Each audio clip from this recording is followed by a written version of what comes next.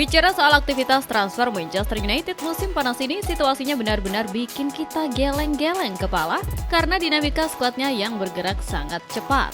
Setan Merah dikabarkan serius ngincer Dusan Vlahovic buat merapat ke Old Trafford secara gratis setelah penyerang asal Serbia itu resmi berpisah dengan Juventus. Langkah taktis ini mendadak diambil manajemen tim buat mengantisipasi masa depan Joshua Zirkzee yang masih abu-abu, sekaligus nyiapin pelapis sepadan buat Benjamin Sesko yang saat ini lagi fokus dalam tahap pemulihan cedera tulang keringnya. Bukan cuma fokus berburu amunisi lini depan gratisan, manajemen United juga pasang harga mati terkait masa depan Marcus Rashford yang baru balik dari masa peminjamannya di Barcelona. Klub kabarnya mematok angka sekitar 42 juta pound sterling bagi klub manapun yang serius mau merekrutnya secara permanen.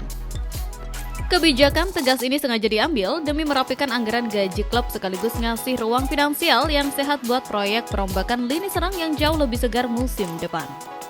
Buat ukuran klub sebesar United, manuver transfer cerdas kayak gini jelas jadi pertaruhan besar demi bisa kembali bersaing di jalur juara Premier League. Geser ke kabar lain yang gak kalah bikin gempar pecinta bola sejagat. Era keemasan Neymar di timnas Brazil akhirnya resmi ditutup setelah sang mega bintang menyampaikan pernyataan emosional bahwa perjalanannya bersama Selecao telah tuntas.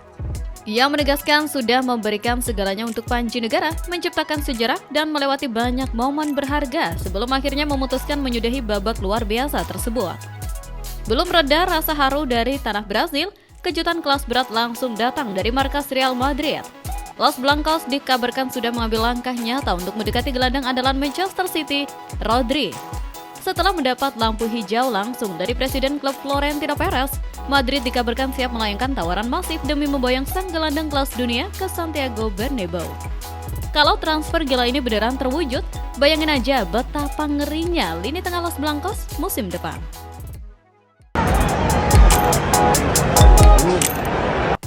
Gagal ngangkut Aurelien Tchouameni dari Real Madrid yang harganya emang kelewat maut dan makin mustahil dikejar, radar Manchester United langsung belok ke Tyler Adams. Padahal kalau dipikir-pikir, stok lini tengah Setan Merah sebenarnya udah lumayan terisi sama Yuri Tielemans dan Andre Santos. Tapi namanya juga tim papan atas. Urusan kedalaman skuad jelas tetap jadi prioritas nomor 1. Jujur saja, secara statistik bertahannya, Adams ini emang tergolong ciamik. Waktu sukses ngebawa Bournemouth finish di posisi kelima dan mengamankan tiket ke Eropa, dia ngeraih rata-rata 1,3 intersepsi dan 2,1 tackle per game. Angka yang jelas lebih galak dibandingkan mayoritas gelandang MU saat ini. Bahkan rekan setimnya, Max Aarons, sempat menyebut Adams sebagai sosok leader sejati yang punya Spartan bertarung luar biasa buat ngatur tempo permainan. Sayangnya, ada satu tembok besar yang ngebikin manajemen mikir keras, riwayat cedera. Dalam 2 musim terakhir saja, dia udah terpaksa absen di 26 laga. Ditambah lagi, posturnya terbilang agak riskan buat duel udara keras ala Premier League. Sekarang tinggal nunggu keberanian MU aja, berani nggak nekat nembus 35 juta pound sterling buat pemain yang potensial tapi lumayan ringkih begini? Di berita selanjutnya, gak mau makin pusing sama eksperimen yang gak jelas. FIGC akhirnya resmi balikan dengan Roberto Mancini buat ngisi kursi pelatih gantiin Gennaro Gattuso. Proses penunjukan ini sebenarnya sempat ngebikin internal memanas parah, sampai-sampai Paolo Maldini dan Leonardo milih cabut dari jabatan karena beda pandangan. Demi meredam tensi, Opa Claudio ikut diboyong jadi direktur teknik baru supaya struktur organisasi makin stabil. Mancini jelas bukan orang asing di ruang ganti Gli Azzurri. Dia pernah ngukir sejarah manis pas ngebawa Italia menjuarai Euro 2020 plus nyetak rekor fantastis 30 lebih laga tanpa terkalahkan. Tapi ya jujur aja, para tifosi pasti belum bisa lupa momen pahit pas dia gagal ngelolosin timnas ke Piala Dunia 2022 akibat kalah dramatis dari Makedonia Utara. Ujian terdekatnya udah melambai-lambai di UEFA Nations League, di mana Italia bakal langsung adu mekanik lawan Belgia, Prancis, dan Turki. Presiden FIGC Giovanni Malago mewanti-wanti publik supaya nggak ngasih over pressure, mengingat Mancini cuma dapat jatah 2 kali latihan sebelum debut. Tugas utamanya sekarang jelas, balikin martabat Italia di kancah dunia sambil pelan-pelan natar generasi pemain bareng Ranieri. Sepak bola tuh emang penuh plot twist.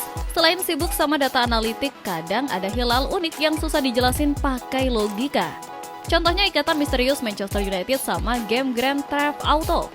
Setiap seri utamanya rilis dari 1997 sampai 2013, Setan Merah selalu auto angkat trofi Liga Inggris. Tapi ada teori yang lebih mind-blowing, dejavu tahun 2010 ke 2026. Spanyol yang baru aja menjuarai Piala Dunia 2026 lewat kor pemain Barcelona itu beneran mirip naskah 16 tahun lalu. Di panggung yang sama, langkah Portugal bareng Cristiano Ronaldo lagi-lagi diputus Spanyol di 16 besar lewat skor tipis 1-0. Plotnya makin match waktu Real Madrid manggil balik Jose Mourinho usai musim tanpa gelar persis kayak 2010. Ditambah lagi, klub London Arsenal baru aja ngunci gelar juara Liga. Dah, sejarah nyatet, setahun usai momen 2010 itu, MU berhasil keluar sebagai kampion. Mampukah cocok logi ini jadi sinyal kalau kejayaan Setan Merah emang lagi OTW balik? Buat makin menyempurnakan puzzle ini, ada rumor transfer hangat. Tim Talk ngabarin kalau Victor Osimhen spill pengen nyobain sengitnya Premier League dan MU masuk radar idaman dia. Usai tampil gacor bareng Galatasaray lewat 30 kontribusi gol, boomer Nigeria ini dianggap cocok banget buat nemenin sekaligus bagi beban gol bareng Benjamin Sesko. Kemudian di berita selanjutnya, Real Madrid benar-benar flexing.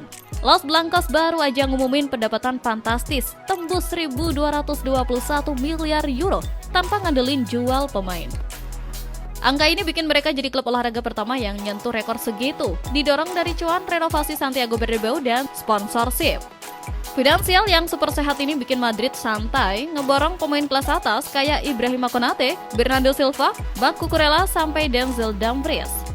Sementara itu dari ranah timnas, Federasi Sepak Bola Prancis resmi ngenalin Zinedine Zidane sebagai pelatih baru Les Bleus sampai 2030.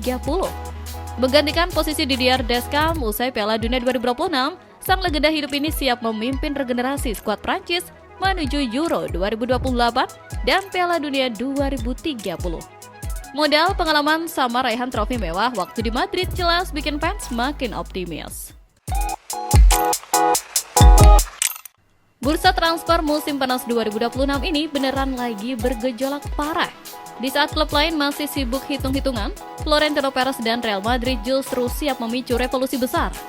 Gerah melihat Barcelona mendominasi tahta Spanyol, Madrid dikabarkan kembali menunjuk Jose Mourinho demi membangun era Galacticos baru. Proyek ambisius ini kabarnya berani merogoh kocek fantastis. Setelah mengamankan Bernardo Silva, Ibrahima Konate, Marc Cucurella, hingga Denzel Dumfries, Madrid masih memburu Josko Vardiol senilai lebih dari 100 juta euro plus mengincar Rodri dari Manchester City. Di sisi lain, Barcelona memilih tetap tenang dan mengandalkan efisiensi Akademi La Masia walau sukses mendatangkan Anthony Gordon serta Karim Adeyemi.